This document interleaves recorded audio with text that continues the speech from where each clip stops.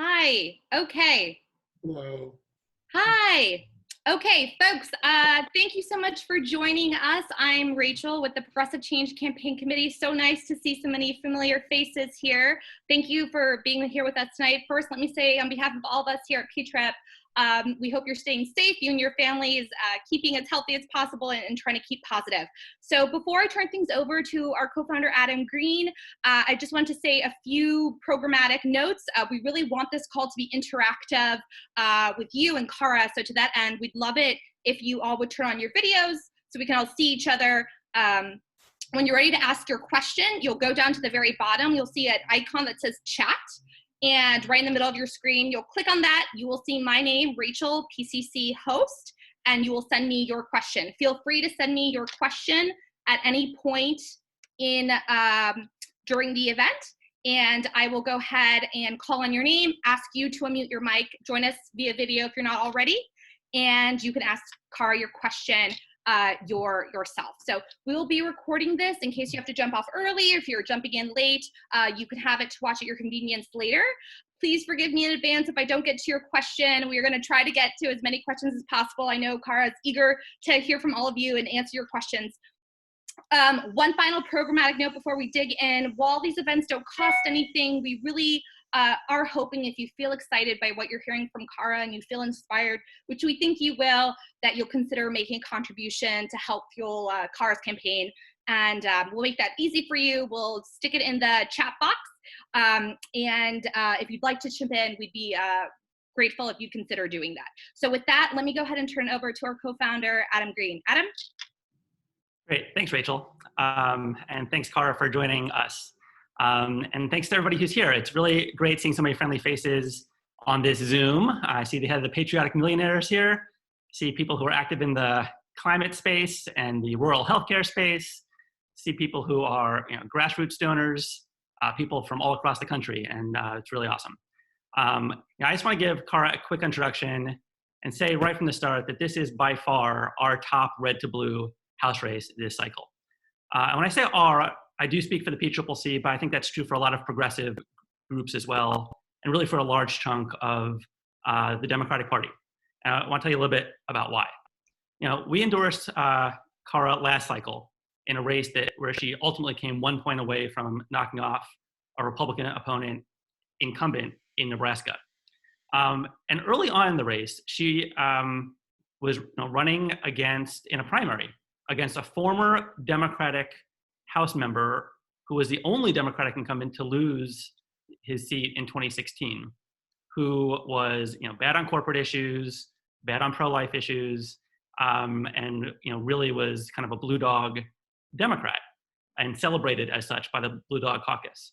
And there was Cara running a genuinely grassroots campaign, doing a field operation early, running on issues like Medicare for all and corporate accountability, very active with children's issues in her community.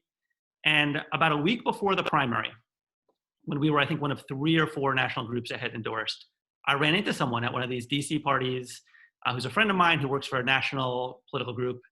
And we were just talking. I was like, by the way, what do you think about Cara Eastman's race? And this person said to me, oh, we love Cara.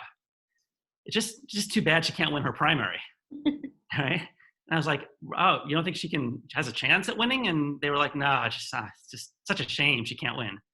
And a week later, not only did Cara win the primary, she crushed in the primary and became the Democratic nominee in this top red to blue district. And then she ran a really great campaign. We're approaching the end of the general election. And I was talking to someone from actually the same organization. I was like, hey, do you want to get involved? We're doing some independent stuff. And they said, we've run the numbers. She's behind, but in the best case scenario, there's no way she tops 48%. So it's a 2-way race. She can't win. Well, a lot of other progressive groups did get involved. Some people on this Zoom call actually helped fund that independent effort. And Cara came 1 point away from winning with barely any help at all. And that might be an overstatement from the political establishment, right? We would like to live in a world where a great progressive candidate can get to 49% of the vote in a red state like Nebraska and have a little bit of support from the establishment. But I think this time things are different. I think most people accept that she will she's a front runner to win the nomination in a few weeks. And honestly, we're considering this call to be more about the general election than honestly the primary. The biggest additional thing that should be on people's radar, I know there's some people who are like, there's so many competing demands on my time, on my money, on my attention. House races this year compared to the presidential race or other stuff, why do I justify that? I would actually argue that this is by far the most, if not one of the top three important House races for presidential purposes this year, because there are two states in the nation, Maine and Nebraska, that allocate their electoral college votes by congressional district. And President Obama, when he was Senator Obama, actively targeted this district, as did his campaign manager, David Plouffe, in 2008, as part of a strategy. And they ended up winning it. And that's happened several times before, Democrats winning this district. And 538 shows that there's multiple scenarios where the electoral college could be a 269 scenario, and this could be the tiebreaker. So I guarantee you Joe Biden is not investing resources in field in this district, but Kara is. And basically Kara is the field team for Joe Biden at this point. So you can feel good about this race on multiple levels, electing a bold progressive to Congress, proving that that's possible in a state like Nebraska, and making a down payment on success ultimately in the presidential race. So Kara, we are so proud of you, your team. I see Dave on the phone, on the Zoom, and would love just to hear from you a little bit more about the race that you're running. Well, thank you, Adam. I am incredibly grateful for the PCCC basically having invested in me and believed in me early when not everybody else did, clearly. Thank you all for being here tonight. Most important, I hope everybody is staying safe and healthy and sane. It's such a bizarre time in the United States of America, around the world, and I'm grateful to be here. Welcome to my home. Thank you for having me in your homes. And this race is pretty exciting here, still on the ground in Omaha, Nebraska. So as Adam mentioned, I was the Democratic nominee in 2018, and the day after the election, Dave, my then finance director, now campaign manager, and I started a consulting business for nonprofits. We both worked in nonprofit organizations. I've worked in them for over 20 years.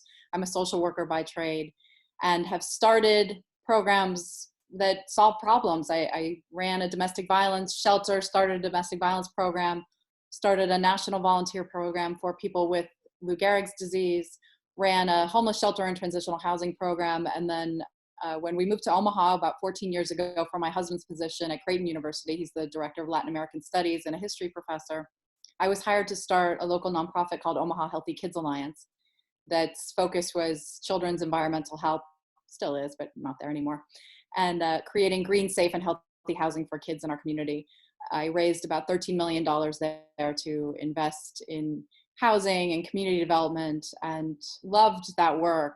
But frankly, watching the Trump administration and their policies of environmental rollbacks, putting people in charge of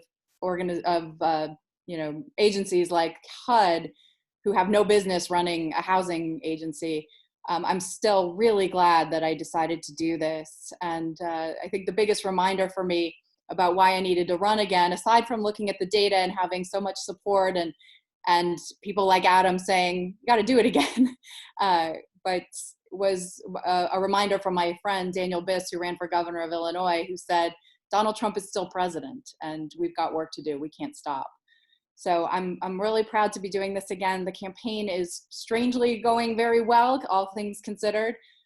We were able to make a full pass at the district, at the doors, before the coronavirus hit. And I think that speaks volumes to my field campaign, my field director, Fatima, and just the great team that we have. And then we immediately reconfigured, investing in the technology to be able to make as many phone calls as possible, investing in a digital campaign, getting ads on TV and doing mail. And then I have just been spending my time on the phone. I'm pretty excited to at some point never have to be on the phone again. Like it's a little, I think it's hazardous, to be honest. But it's actually been it's been interesting because more people are home now, so more people are answering their phones, and I've been having lengthy discussions with voters about issues. And it turns out that some of these ideas that we all agree with, that we all believe in, that we actually know are the right thing to do, now people are saying, untethering healthcare from employment, that doesn't sound so crazy to me anymore. Or paying people a livable wage. Wow, that makes some sense. So, so while I think we've been making this great moral argument for some of the policies that we all support, there's certainly an economic argument to be made, and my team and I have been doing that ad nauseum, and we'll continue to do that with the help of Dave and his dog. Do you want to show everyone Lefty again?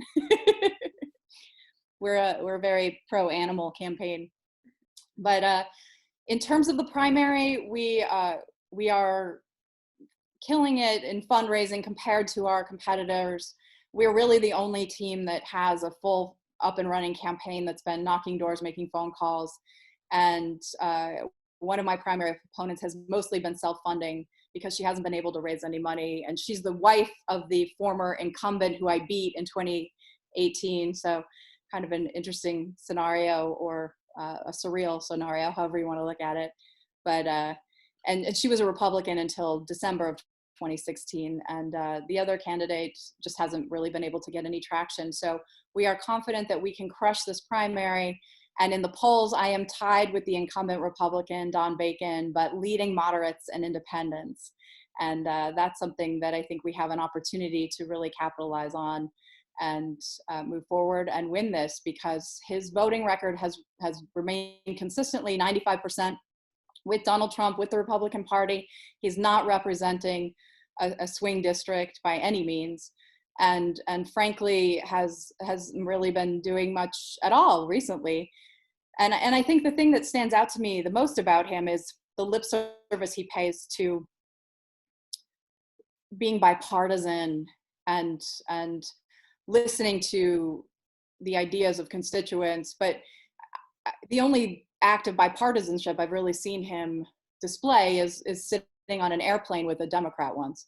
So I think we need different kinds of leaders. I think this is a place where the values that we all hold near and dear shine through. Nebraska is an amazing place where we take care of our neighbors, where we care about the environment, where small businesses should be able to thrive, and where our farming community deserves a lot of attention, because 1 in 4 jobs is related to our agricultural economy. And we've got some significant issues when it comes to farmers right now. So I think this is a time for us. I think there's a lot of potential here.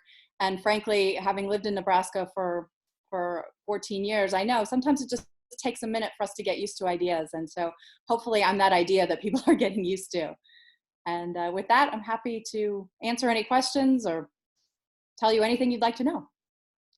Perfect. Thank you, Cara. So we really want the majority of this call to go towards you, to you engaging with Cara and asking her your questions. So we already have some questions lined up. Please just chat me your questions. Just find me, Rachel, PCC host, in your chat box, and send me your questions anytime, and Cara will answer them. So we have a question from Robert Campbell II. Robert, would you like to go ahead and unmute yourself and ask Cara your question, please?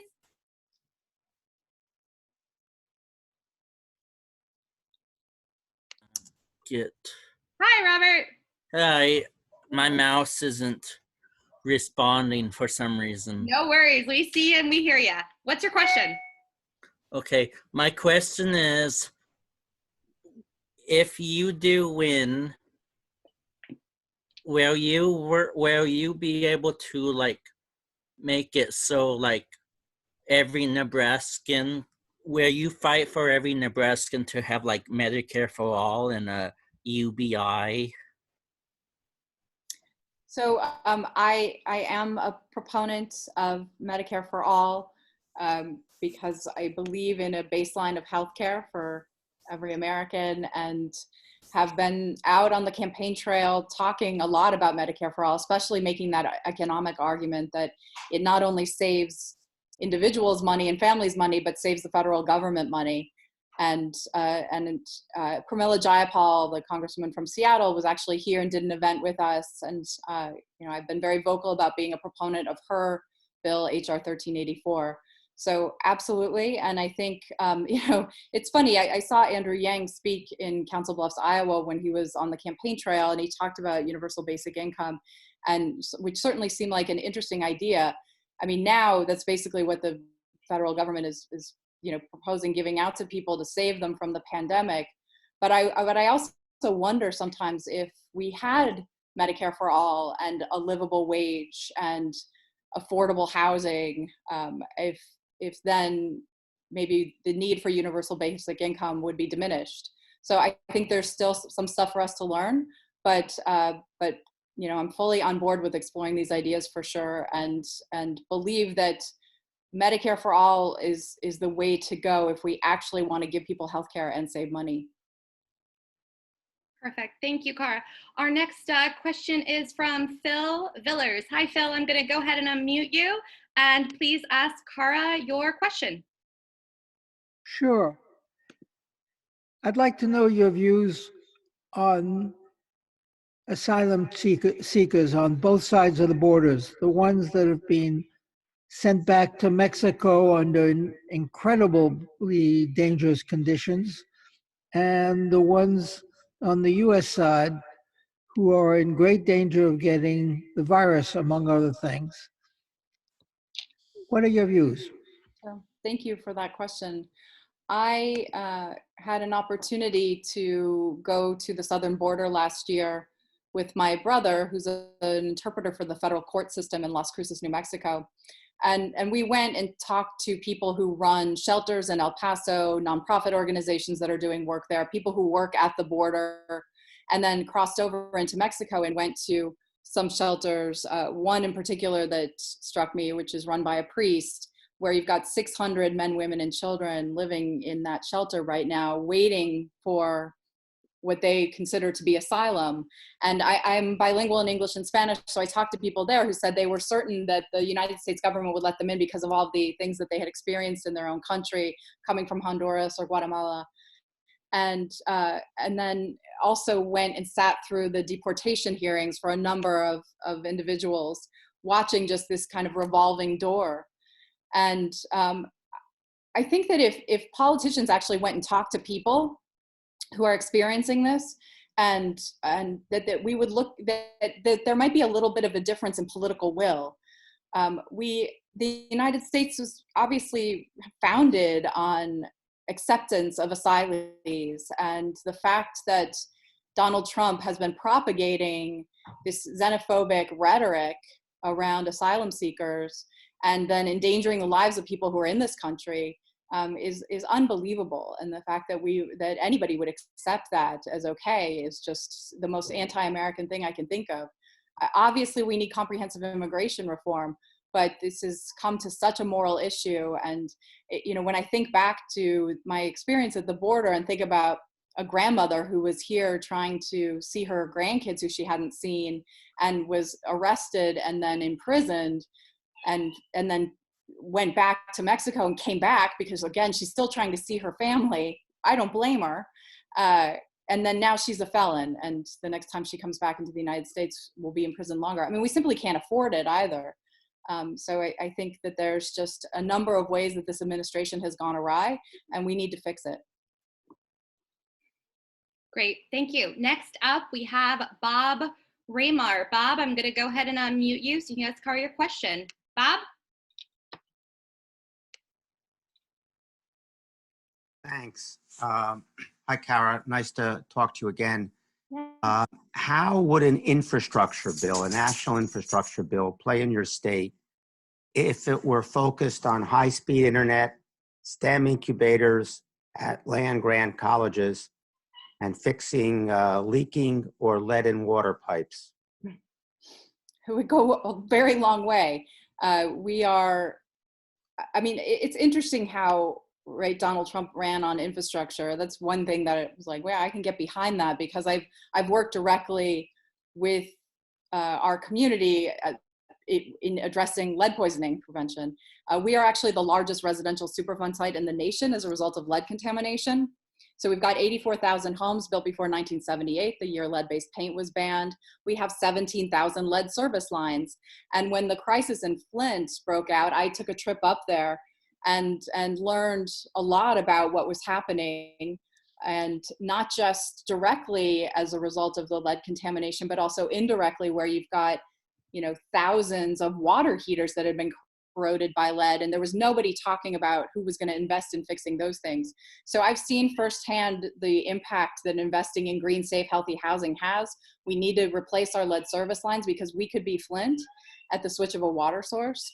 And in Nebraska in particular, when we look at the rural population that do not have access to high-speed internet, things like that would go a long way in our state. Now, our district, the district that I'm running in, District 2, is 98% urban, but we are all interconnected, and we have to understand that when we have, rural populations that don't have the access to things that they deserve and need, like the internet, or where we have rural hospitals closing, or where people have to drive 30 minutes to get to the nearest clinic, that puts us all in jeopardy to some extent. I think the pandemic has brought that to light more than ever. Thank you. Great. Up next, we have Steve Friedkin. Steve, I'm going to go ahead and unmute you, and please ask Kara your question. Steve. Hi, great, thanks. Hi, Kara. First of all, I want to say that I did click the link in the chat and made a donation to your campaign. I'd like to encourage other people who are on the call to do that right now. And I want to ask you, when you go out and talk to your constituents in your district, what are the major issues that they bring up, and particular major issues they bring up that either are tough for you as the Democrat or are in your favor as a Democrat?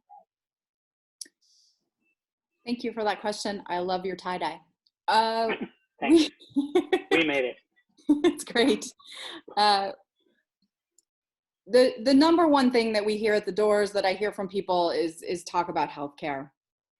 And Omaha is an insurance town. And so the idea of eliminating private insurance walks a fine line. But I have talked to a number of people in the insurance industry who have told me things like, we're prepared for this. We have already started downsizing because of automation. Actually, we're excited to become a boutique industry. So it's kind of interesting where you've got this dichotomy. And then at the same time, whenever I have conversations with people about Medicare for All, I think the most interesting thing is that people will come up to me and say, oh, I just don't know about it because of the cost. And then when I break down, okay, actually there's a cost savings. Oh, I just don't know about it because I like my employer-sponsored healthcare. Say, wait a second, do you like your provider or do you like your insurance? Oh, I hate my insurance. I'm always fighting with them, but I love my doctor. Oh, great. Guess what? You actually get choice now when it comes to Medicare for All, because right now you don't have choice. You go in network, out of network. Can you tell me why? No, I have no idea what any of that stuff means. What does it mean when you get that thing that's this big that says this is not a bill? Why are you getting all that paper? What does it mean? I have no idea. I don't read it. And then it's funny because then they say, oh, interesting. Actually, I agree with you now.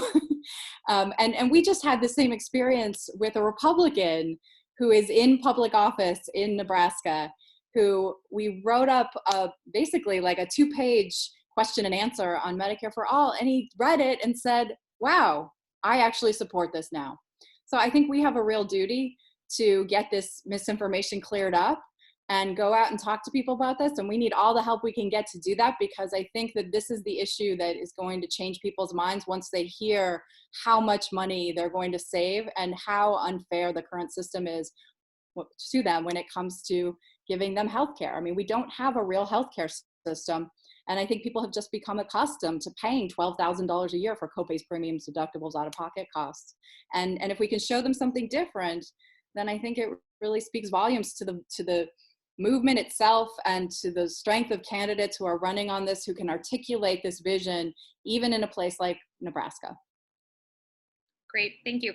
Up next, David Fram. David, I'm gonna go ahead and unmute you, sir, and ask that you ask her your question. Go ahead, David Fram.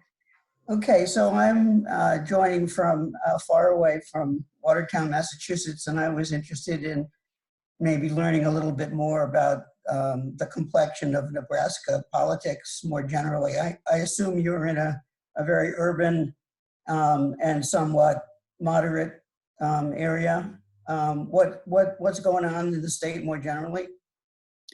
Yeah, so Omaha is mostly urban, suburban. The district is. And I mean, you know, outside of Omaha, there are some pockets of where Democrats have a stronghold. Lincoln is one, Grand Island is another.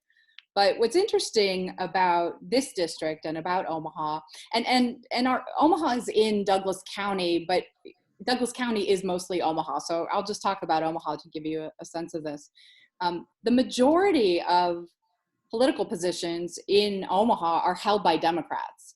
I mean, we reign on the Metropolitan Community College Board of Governors, where I used to sit, and Dave, my campaign manager, currently sits. We have Democrats on the county board, on the city council. For years, we had a Democratic mayor.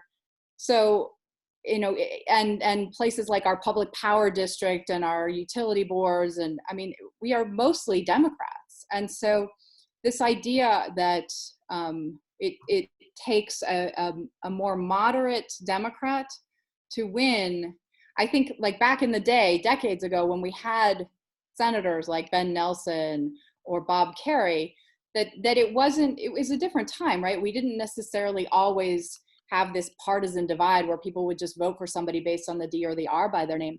But what we've seen in the last few years is that even when we have somebody like Bob Kerrey, who came back and ran for the United States Senate, he didn't do very well. And so there's just a lot more partisanship, but I think Omaha itself is a bit unique, and we have a real opportunity here to show that we are not necessarily just you know, part of this red state, but rather you know, a lovely purple district here. Great. Up next, Jerry, forgive me if I mispronounced your last name. I think I did this the last time. Jerry Meites, M-E-I-T-E-S. Jerry, I'm going to go ahead and unmute you so you can ask Cara your question. Go ahead, Jerry. Thank you. I had been under the impression that you were had an opponent who was in the primary who was more active than you indicated. So I'll change my question slightly. I'm interested in what the 2 or 3 issues are that you might have with that opponent, but also, do you expect to get support from the Democratic Congressional Campaign Committee if you win the nomination this time? And to what extent are they supporting Sub Rosa, your opponent? So I'm sorry, you asked about my primary opponents. Yeah, I'm interested in the primary, first of all, because, okay, you know, I know that you had a contested primary. There was a real contest the last time that you won, and I had been under the impression that this primary would also be contested, but from what you described to us, you don't think it really will be. But so it leads to my next question is, will the Democratic Congressional Campaign Committee support you this time in the general election, which they didn't last time? Right, okay, now I understand. So look, we have been taking the primary very seriously, but we also are acknowledging the fact that the more prominent of the 2 candidates that are running against me has not been able to raise any money. She's at this point self-funding, and we're just, based on all of our data points, knocking on doors, making phone calls, polling, fundraising, and endorsements, we just aren't seeing the enthusiasm for her candidacy. So, and then we have already started working with the DCCC, and they've provided us technical assistance and have told us that they know I'm going to win the primary, that they believe I can win the general, and that they are sorry for what they did to me last time. So we're ready to work with them. Okay, great, thank you. So we have a question on climate from Scott Walker. Scott, I'm gonna go ahead and unmute you. And Scott, please go ahead and ask Cara your question. Thank you, Cara. Tell me about the level of consciousness in Nebraska on the issue of climate change. When elected, is this something that you will be able to take a leadership role on, or at least to vote in support of a Green New Deal? Yeah, thank you. I ran a children's environmental health organization for 13 years, and this is a huge issue for me. And I believe that what I call climate chaos is the #1 national security threat to our country, as well as the #1 moral issue for our kids. This issue is actually pretty big in Nebraska, where, especially with our relationship to our agricultural economy, the farming community in Nebraska has been completely decimated by flooding, and then also by the tariffs, and now by coronavirus. And so, and Nebraska really has the potential to be a leader in addressing climate chaos. We are a very windy, sunny state, and we could be investing much more and taking a leadership role when it comes to renewable energy. I have been a vocal opponent of the Keystone Pipeline. I testified against it, and that position is pretty popular in our community. And so there's a lot we can be doing, but we need a leader who, first of all, believes the science. And while my Republican opponent is a member of the Bipartisan Climate Caucus, he has actually said that he doesn't think that climate chaos is fully person-made. And I just haven't seen him take a significant leadership role other than some speaking points that his party has given him. Thank you, Cara. So thank you so much, folks. Keep the questions rolling in. We do want to be respectful of everyone's time, but I think we're having a good time here. And I wanted to see if there was any ladies here that had some questions. Thank you to all the men out there for your great questions. Wondering if there's any ladies out there that would like to ask a question.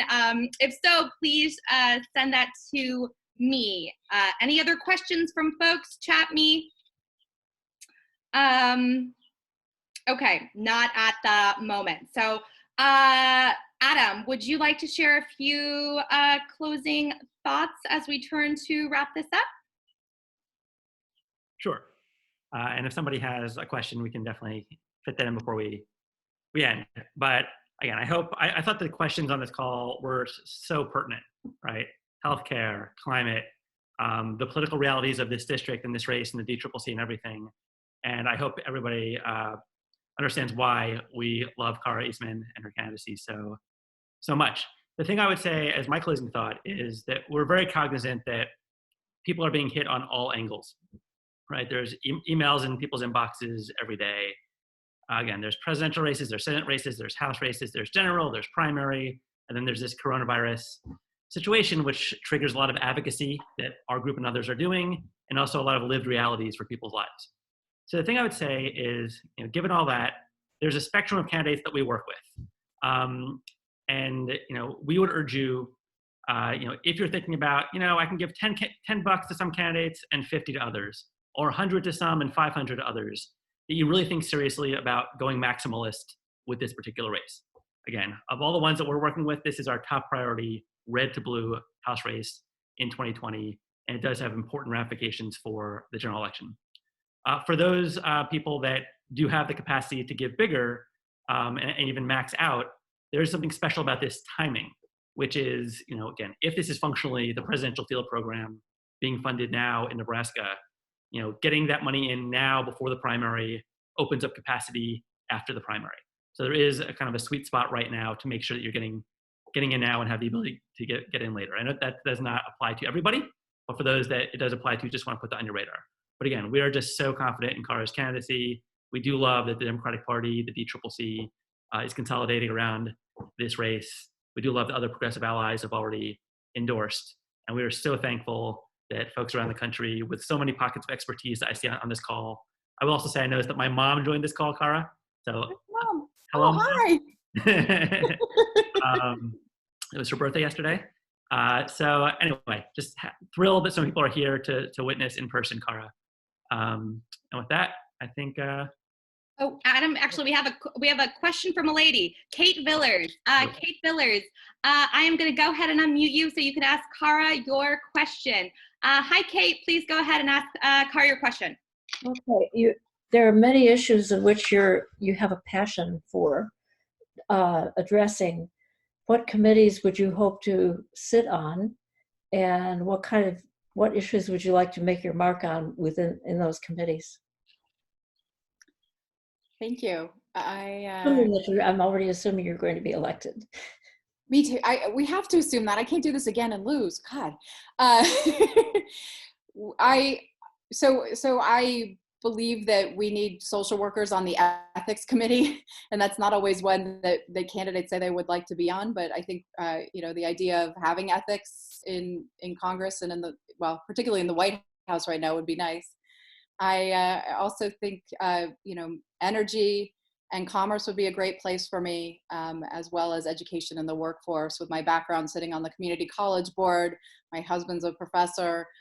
We have a great deal invested in the education of young people. We're investing in the education of a young person here in our house these days. And our daughter's a first-year college student who's now home, stuck in a little apartment with her parents.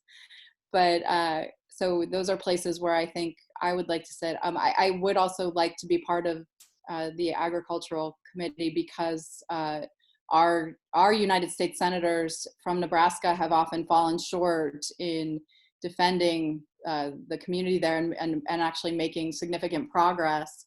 And I think Nebraska simply deserves better. And I think because it's so interconnected, that would be an important place for me as well. Thank you. And we have another question from a lady, Heidi. Heidi, I'm going to go ahead and unmute you right now. Heidi, please go ahead and ask Cara your question. Thank you. Happy birthday to Adam's mother.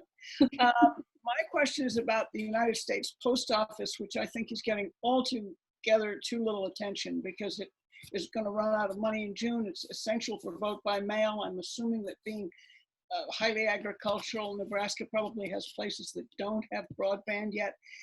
And I wonder how much you're thinking about that and what, if anything, is going on in Nebraska to support the Postal Service.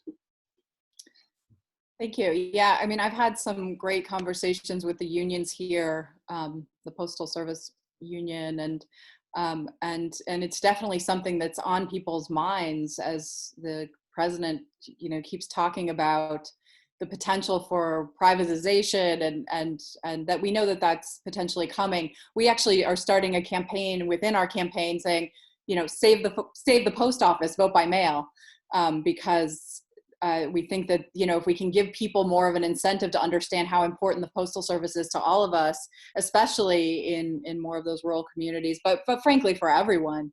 But this is definitely something where where it's important for us to have members of Congress, members of the Senate who believe that dismantling the Postal Service is not the right direction for the United States. Great, thank you. And I'm gonna kick it back over to Adam. Yeah, so Carla, let me just kick you one question that can lead to your closing. We talked a little bit about your field program here, and underlying all this are people, considering where to invest their money and do they invest in this race. Can you maybe just flesh out for people, what has been your ethos when it comes to grassroots organizing in the district? What would money at this point go towards in the next month or two, but also now through November? Why would people feel good about investing in this race in terms of the nuts and bolts?